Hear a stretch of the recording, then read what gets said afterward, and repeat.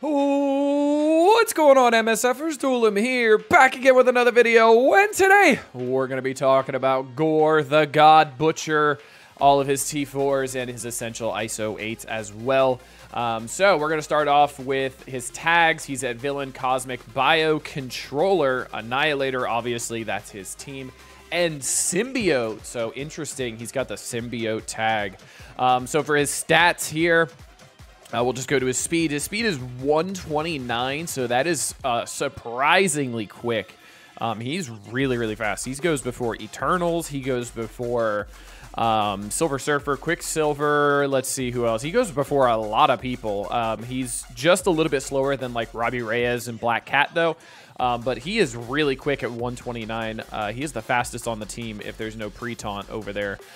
So let's get into his abilities. So we have Symbiote Slash. So this is just hitting primary target for a bunch of piercing damage. It also applies defense down. Once you get up here, you get defense down for 2 turns. Then once you get to level 6, you get clear all charged on primary target, which is really nice. And then the T4 is just 50% piercing to primary target. Now, this T4 is very luxury. I don't think you should really put this on unless you are flush with T4s. Personally, I will be putting it on because Annihilators are required for the next Legendary. So we know there's going to be some kind of Scourge type mode. So any bit of extra damage really helps in those Scourge modes when you're trying to min-max, especially if there's not a Stargate, which we still don't know if there's going to be one or not. But he is an arena character as well.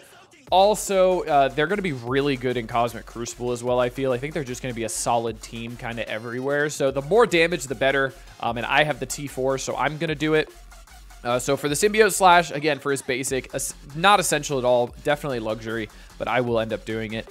For his special, Tendril Terror, this one is a really cool ability. So attack primary target for 50% damage, apply ability block, attack adjacent targets for 50% damage, and apply heal block. Clear all stun and ability block from all Annihilator and Symbiote allies. Another Symbiote tag, which is pretty interesting. This attack cannot be dodged or blocked. So as you get down here, it's more damage, and then it also clears all charged on primary and adjacent, which is nuts. Like, this guy is ripping charges off with everything, and I love it. It's so good. And then once you get to the level 6, it's extra damage, and then you actually apply ability block for 2 turns and heal block for 2 turns to secondary targets. So that's really cool. And then his T4, which this one is really nice, especially with the matchups you're going to be taking it into. Clearing revive once on primary and adjacent targets. And I feel like this is going to be really good for some plug-and-play ability, being able to take out teams in like Cosmic Crucible or even War and stuff like that that might have Dormammu on defense. So that could be really good. It's also not just the primary, it's primary and adjacent. So this is akin to the Red Hulk special when Red Hulk is paired with APOC. So like, this is ridiculously good. And this is a really good ability. It also cannot be dodged or blocked. So even if they have dodge, you're going to be clearing that revive. Pretty much no matter what. So if you see like an extreme with Dorm and you know you can't bring SD into it because the Black Cat revive removal will get dodged, you use this guy instead and he takes the revive off of 3 of them, which is really nice. So it's essentially another North Star, but he goes faster than North Star. North Star's at 127, he's at 129. So some great plug and play ability with Gore right off rip that I absolutely love.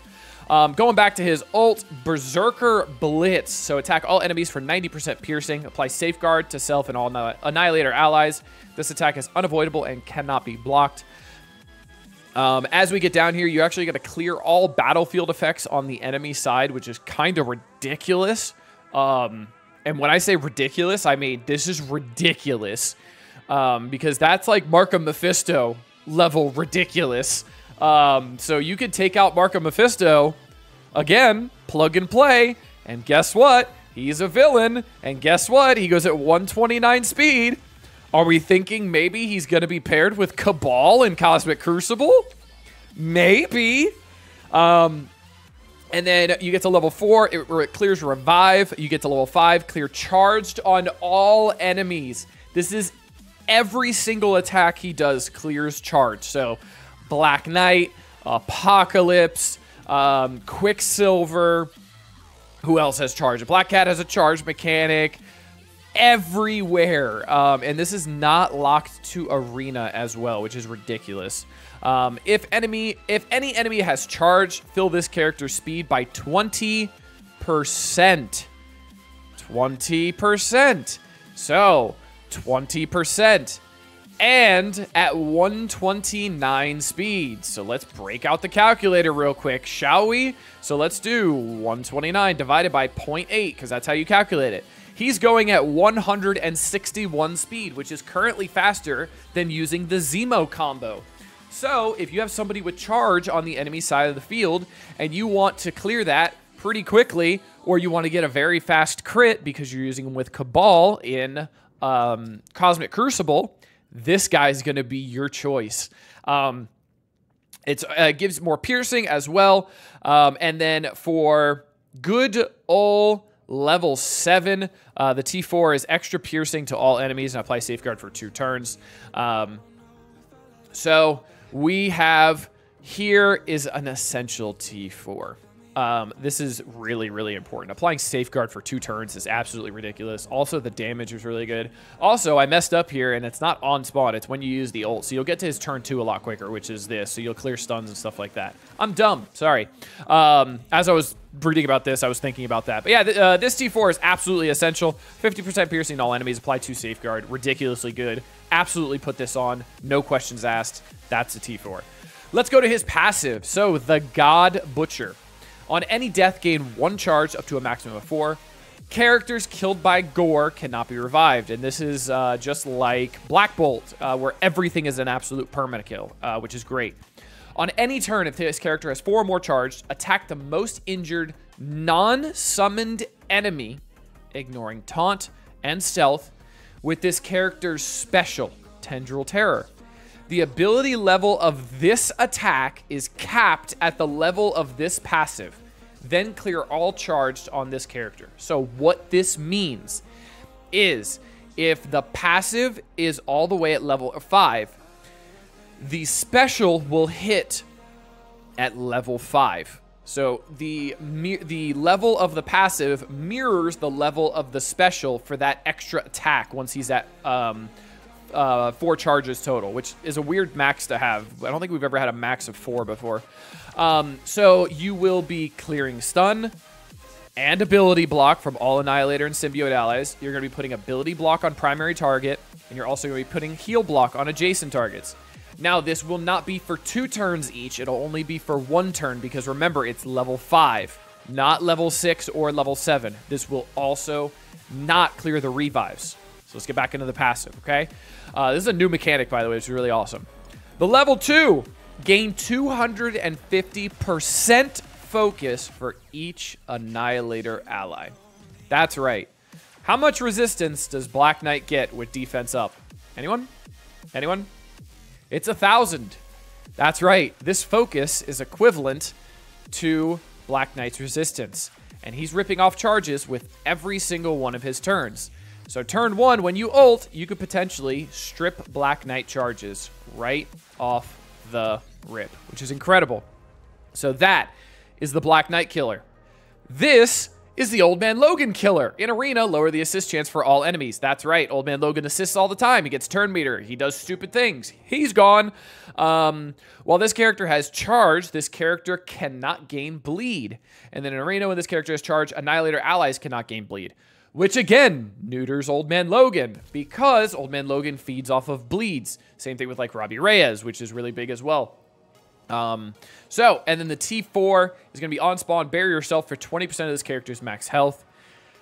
This one is an interesting T4. This might be one of the rare passives that we do not T4, which is very, very rare. But bury yourself for 20% of this character's max health. It definitely could be good. He's definitely a squishier character because he's really just there for a lot of damage and ripping those charges off and stuff.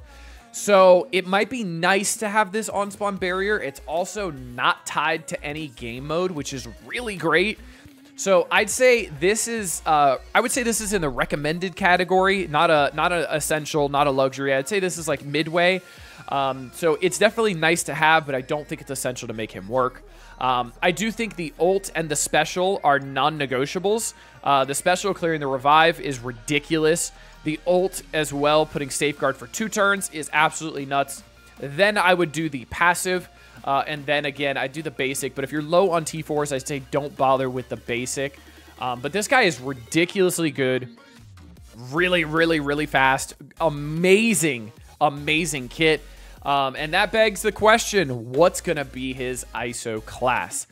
His ISO class will 1000% be Raider. For his ult, he hits everybody. For his special, it's primary and adjacent. And he goes very, very quick. He's at 129. He goes first on the team, if I'm not mistaken, as long as there's no pre-taunt for ultimates to get speed bar. So he's going to be going very, very fast. So he's going to be first, getting all of those Raider crits and those vulnerables out there right away. And I'm definitely interested to see what we can do with the symbiote tag. Obviously, a lot of the symbiotes are out of date right now. But we do have some symbiotes that are pretty meta, obviously. We have Void Knight, Carnage, Gwenom, Venom, Red Goblin, the whole Hive Mind. Now, Gore is also bio, and he's a villain, right? So maybe Gore can be used in the raids over Venom, because Venom's usually the one dropped from the team most of the time. So maybe Gore can fill the void that Venom doesn't. Now, Venom is good in raids because he spreads, he's get the speed, all that stuff. But if you can skip Venom and build Gore instead, that'd be pretty interesting. The rest of the symbiotes are absolutely useless, but I know there's been data mines and game file searching and stuff like that regarding KNULL, so this could be a possible character to play around with KNULL. That would be incredibly, incredibly awesome, but that is yet to be seen. But yeah, that's going to be it for this one, everybody. Gore the God Butcher is absolutely ridiculous, but guess what? This is still not the character from the Annihilators that I would recommend spending money on. That's going to be Thanos. And if you're looking forward to that video, that's going to be coming out when Thanos is just around the corner. But until next time, this has been KNULL. Later, MSFers.